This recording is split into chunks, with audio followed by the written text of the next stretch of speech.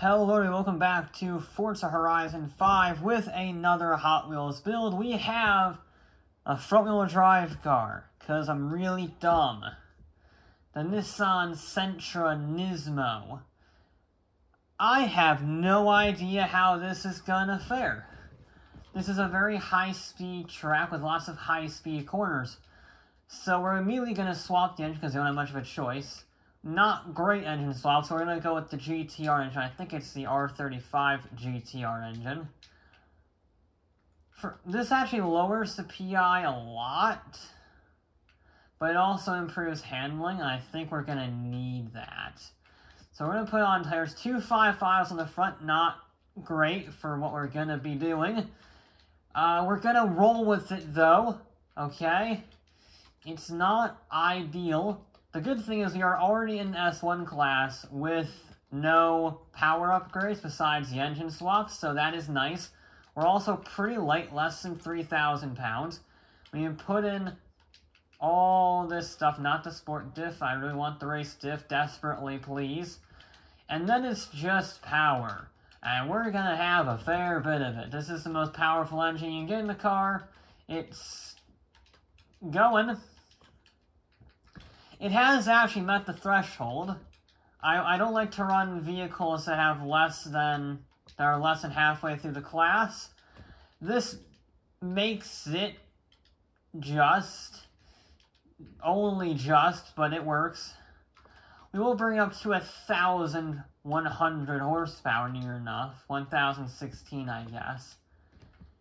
This is going to be a death trap. This isn't going to win. Provided it can beat the F-150 and last, I think they'll be doing a pretty impressive job, just out of curiosity. I mean, I think we should risk it for the business. House speed is allegedly the same. I don't buy that for a second. If we're not going to go for a wing, we're not going to go for a wing at all. You know what? Absolute crazy build. I think this is going to be terrible. 1,000 horsepower going through the front wheels, 2,700 pounds, no rear wing. Barely through the class minimum threshold. This is going to be a death trap. Now, this might actually do better than expected. And here's why. PI is built off of a variety of factors of your car. And one of them is acceleration. As you can see, it's not very good. The launch is abysmal on this thing. So that might be skewing the PI slightly in our favor because, well, after that very wheel spinning start, we'll need to worry about the launch. And this thing is pretty quick in a straight line. Oh, it's a bit sketchy in the corners, though. No rear-end grip of any kind, believe it or not. No rear wing. But we're going to be a bit daft. Oh, God. It has great turning. That's really surprising turning. Probably because it is so light and all the weight is over the front axle. So I guess it does when you're off power have phenomenal turning. I think this is going to punch above its weight, to be honest. It might age poorly, that quote. But I think this is going to do better than expected. I think this is it's not going to challenge anywhere near the top 5 even. But I think it can easily beat the Pulsar and the F-150, which are, I guess, its main rivals in terms of vehicle. Now, the nice thing about having oversteer in a front-wheel drive car is you can just floor it and it doesn't care. Wow, it instantly straightens itself out. There's a stutter there. It instantly straightens itself out if you get oversteer, so it's not that big of a deal. It does mean you go out a little bit wide, though, and you do sometimes run wide on top of the correction because you're putting your foot down. And look at this, I'm actually managing the throttle relatively well. It's getting about as much oversteer, actually it's getting less wheel spin than the Mercedes, let's put it that way. So I think this is going to do relatively well. It's very fast in the straightaway for being down on horsepower compared to the likes of the Formula Drift car and stuff like that. Oh, I need to be in 5th there. I don't think we're going to go below 4th. I think it has too much wheel spin to really see that as a viability. I think I want to stay in 6th. Oh god, there's the oversteer. 148.2 on our first lap. That's not bad. That's actually pretty good, all things considered. We're going to keep our foot in. Look at the turn-in! We carried almost 180 miles an hour through there.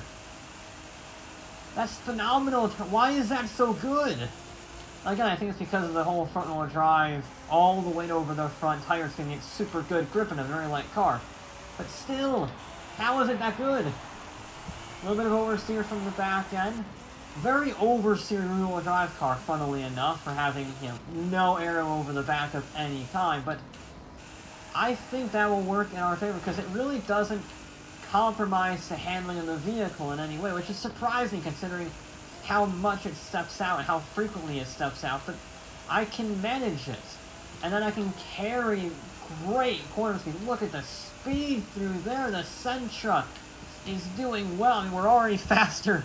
We're already faster than the F-150. I just realized I did a 48.8. The F-150 is in the 49, so well done there. It's already doing well. It's already doing great. The Sentra. The mighty Sentra NISMO with the GTR engine. Yeah, it's already faster than the Pulsar and the F-150 Lightning, despite being 40 PI points lower and less horsepower than the Lightning. Ooh. Yeah, I think everybody underestimated the Sentra, and it is coming good into its own. Look at the speed through the corner. That's just stupid. 147.6. And I'm flat out through that corner. That's amazing. 220 heading on to here. Do a little bit of dab with the brakes. 180 miles an hour into that corner.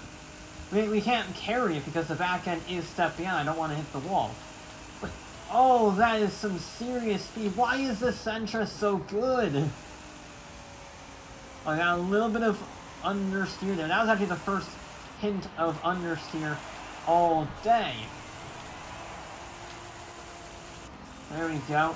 We're still in a little bit over our wheel spin in 5th gear. I'm so used to driving rear-wheel drive cars and using oversteer and wheel spin as similes.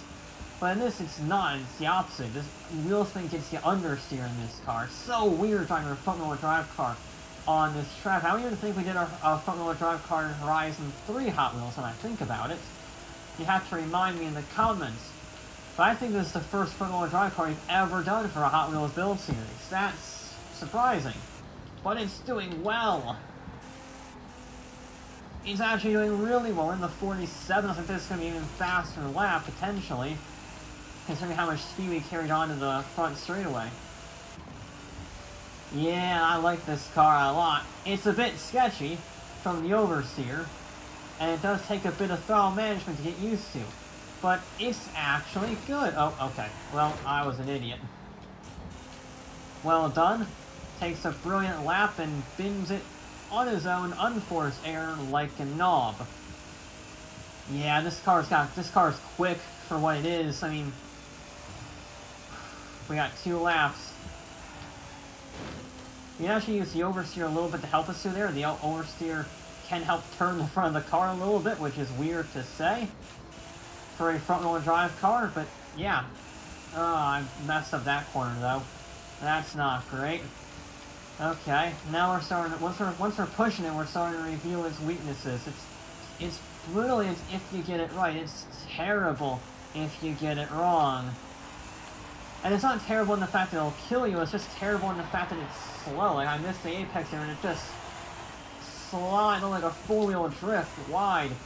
Because you got the understeer from trying to put the power down. You got the oversteer from the lack of aero on the rear. Wasn't it Ferrari, what, 2014? Kimi Raikkonen's car that was the only Formula 1 car to understeer and oversteer at the same time? So there you go, we have a Sentra as good as a Ferrari. I'm not sure that's saying much these days in Formula 1, but there you go. Alright, we got one more lap. We got one more do-or-die lap. We definitely have more pace than a 47.6. It's just a matter of, can I get the oversteer balance right? Because the oversteer will help us turn in, but too much of it will hinder us on carrying corner speed. So it's a very fine line you have to use with this car. I love that challenge.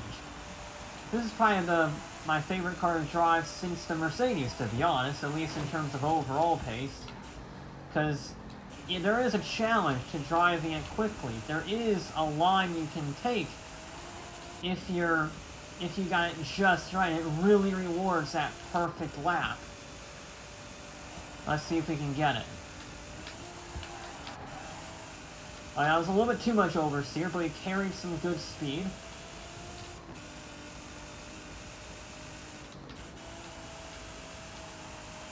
There we go, there's good through that section.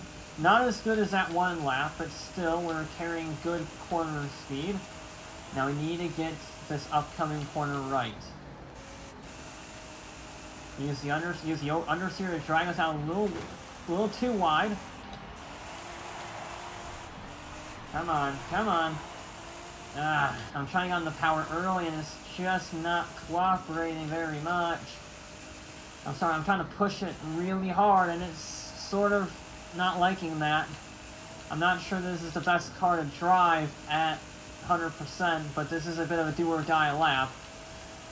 I mean, I won't say the previous lap was bad, per se, but, there's definitely room for improvement, and there's definitely room for improvement on this lap. We're good through there, that's not terrible. Now, wait, now get on the power, there we go, roll onto it. Especially on here, we are already getting wheel spin as it is. A little bit of oversteer there, that differential is working overtime. Okay, let's see, is it any faster? Don't hit the wall here like a Muppet. That flag is to see we clipped it. That's not a problem. I have no issues with clipping the wall there. I have an issue with clipping the wall there. I was hoping the understeer would drive us wide. We actually had grip there, which is weird. You don't want grip, but we're into the 40. Oh, we're not quite in the 46s, you evil sod. 47-0. But you know what? We beat Deluxe's RCF. We beat the RCF by less than 200ths of a second. There we go. That is very impressive. There's definitely more time in that car. I just ran out of lap pace. It's a very tricky car to get right, because in order to get the best possible line, carry the most speed, you have to actually slide the back end a little bit. But in order to do that, it's very unpredictable. So it's tricky in that regard. Would it have been better to leave the stock spoiler on, get a little bit of downforce? Maybe. But I think the straight line speed helped us out. Helped us out immensely.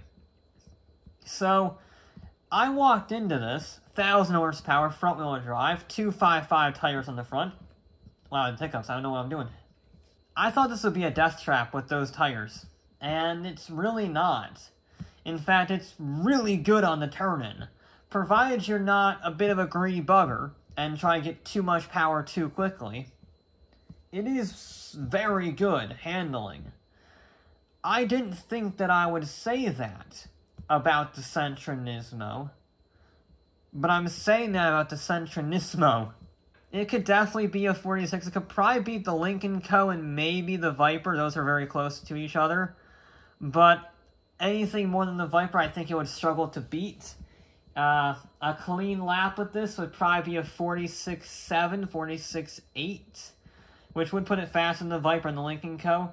But a 47.0, given the difficulty in extracting that perfect lap, I'll take it. But that will be it for this episode of Forza Horizon 5. I'll be back with more